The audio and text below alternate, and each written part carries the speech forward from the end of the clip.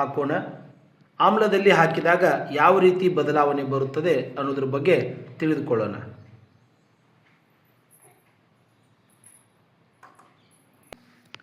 ಆತ್ಮೀಯ 10ನೇ ತರಗತಿ ವಿದ್ಯಾರ್ಥಿಗಳೇ, ಇಲ್ಲಿ ಸ್ವಲ್ಪ ಗಮನಿಸಿ. ನಾವು ವಿಜ್ಞಾನದ 2ನೇ ಅಧ್ಯಾಯವಾಗಿರ್ತಕ್ಕಂಥ ಆಮ್ಲಗಳು, ಪ್ರತ್ಯಾಮ್ಲಗಳು ಮತ್ತು ಲವಣಗಳು ಅಧ್ಯಾಯದಲ್ಲಿ ಅರಿಶಿಣದ ಪುಡಿಯನ್ನು ಆಮ್ಲ ಮತ್ತು ಪ್ರತ್ಯಾಮ್ಲಗಳ ಸೂಚಕಗಳಾಗಿ ನೈಸರ್ಗಿಕ ಸೂಚಕ ಅಂಥೇಳಿ ಬಳಸಿದ್ದೀವಿ. ಹಾಗಾಗಿ ಇವತ್ತಿನ ಈ ಒಂದು ಪ್ರಯೋಗದೊಳಗಡೆ ನಿಜವಾಗ್ಲೂ ಈ ಅರಿಶಿಣ ಆಮ್ಲ ಮತ್ತು ಪ್ರತ್ಯಾಮ್ಲಗಳನ್ನು ಸೂಚಿಸುತ್ತದೋ ಅಥವಾ ಇಲ್ಲೋ ಅನ್ನೋದ್ರ ಬಗ್ಗೆ ಪರೀಕ್ಷೆ ಮಾಡೋಣ ಬನ್ನಿ. ಸೊ ಮೊದಲಿಗೆ ಆಮ್ಲ ಅಂಥೇಳಿ ತಗೊಳ್ಳೋದಕ್ಕೆ ನಿಂಬೆಹಣ್ಣನ್ನು ತಗೊಂಡಿನಿ, ಪ್ರತ್ಯಾಮ್ಲ ಅನ್ನೋದಕ್ಕೆ ಸಾಬೂನು ಪುಡಿಯನ್ನು ತಗೊಂಡಿನಿ. ಸೊ ಮೊದಲಿಗೆ ಎರಡೂ ದ್ರಾವಣಗಳನ್ನು ರೆಡಿ ಮಾಡ್ಕೊಂಡ್ಬಿಡೋಣ. ಇಲ್ಲಿ ಆಮ್ಲ ಅನ್ನೋದಕ್ಕೆ ನಿಂಬೆಹಣ್ಣನ್ನು ತಗೊಂಡಿನಿ. ನಿಂಬೆಹಣ್ಣಿನ ರಸವನ್ನು ಇದರೊಳಗಡೆ ಒಂದು ದ್ರಾವಣವನ್ನು ತಯಾರು ಮಾಡ್ಕೊಳ್ತೀನಿ.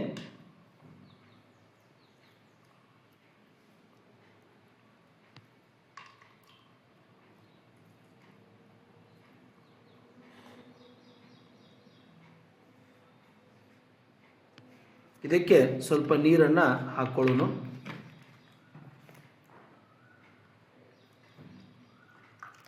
ಓಕೆ, ಇದಾದ ನಂತರ ಆಮ್ಲ ರೆಡಿ ಆಯಿತು. ಈಗ ಪ್ರತ್ಯಾಮ್ಲವನ್ನು ರೆಡಿ ಮಾಡ್ಕೊಳ್ಳೋಣ. ಪ್ರತ್ಯಾಮ್ಲಕ್ಕೆ ಸ್ವಲ್ಪ ಸಾಬೂನು ಪುಡಿಯನ್ನು ಹಾಕ್ಕೊಳ್ತಾ ಇದ್ದೀನಿ.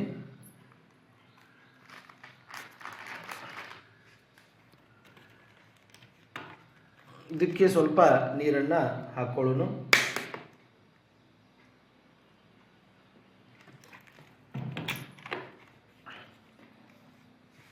ಸೊ ಎರಡೂ ದ್ರಾವಣಗಳು ತಯಾರಾದವು. ಇದು ಪ್ರತ್ಯಾಮ್ಲ, ಇದು ಆಮ್ಲ. ಸೊ ಇವಾಗ ಅರಿಶಿಣವನ್ನು ಆಮ್ಲ ಮತ್ತು ಪ್ರತ್ಯಾಮ್ಲಗಳಲ್ಲಿ ಹಾಕಿ ನೋಡೋಣ.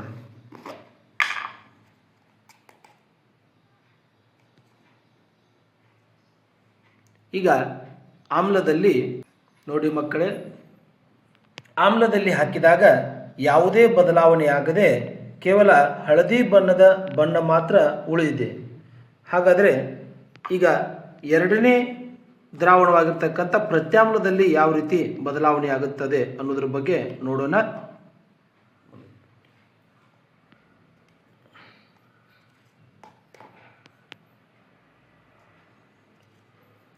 ಸೊ ಪ್ರತ್ಯಾಮ್ಲದಲ್ಲಿ ಅರಿಶಿಣದ ಪುಡಿಯನ್ನು ಹಾಕಿದಾಗ ಯಾವ ರೀತಿ ಬದಲಾವಣೆ ಆಗುತ್ತದೆ ಅನ್ನೋದ್ರ ಬಗ್ಗೆ ನೋಡೋಣ.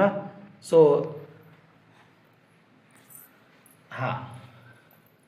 ನೋಡಿ, ಅರಿಶಿಣದ ಪುಡಿಯನ್ನು ಹಾಕಿದಾಗ ಇಲ್ಲಿ ಕಂದು ಮಿಶ್ರಿತ ಕೆಂಪು ಬಣ್ಣಕ್ಕೆ ಬದಲಾವಣೆ ಆಗಿದೆ. ಆಮ್ಲದಲ್ಲಿದ್ದಾಗ ಅರಿಶಿಣದ ಬಣ್ಣ ಯಾವುದೇ ರೀತಿ ಬದಲಾವಣೆಯಾಗದೆ ಹಳದಿ ಬಣ್ಣ ಮಾತ್ರ ಉಳಿದಿರುತ್ತದೆ. ಅದೇ ನಾವು ಪ್ರತ್ಯಾಮ್ಲದಲ್ಲಿ ಹಾಕಿದಾಗ ಅದು ಕಂದು ಮಿಶ್ರಿತ ಕೆಂಪು ಬಣ್ಣಕ್ಕೆ ಬದಲಾವಣೆ ಆಗುತ್ತದೆ. ನಾವು ಇಲ್ಲಿ ಬಳಸಿರ್ತಕ್ಕಂಥ ಸೂಚಕ ಯಾವುದಪ್ಪ ಅಂದ್ರೆ ಅರಿಶಿಣದ ಪುಡಿಯನ್ನು ಬಳಸಿವಿ. ಇದೊಂದು ನೈಸರ್ಗಿಕ ಸೂಚಕ ಆಗೈತಿ.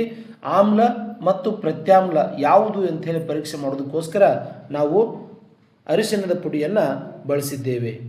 ಈ ವಿಡಿಯೋ ನಿಮಗೆ ಇಷ್ಟ ಆಗಿದರೆ ಲೈಕ್ ಮಾಡಿರಿ, ಶೇರ್ ಮಾಡಿರಿ ಹಾಗೂ ಸಬ್ಸ್ಕ್ರೈಬ್ ಮಾಡೋದನ್ನು ಮರಿಬೇಡ್ರಿ. Thank you.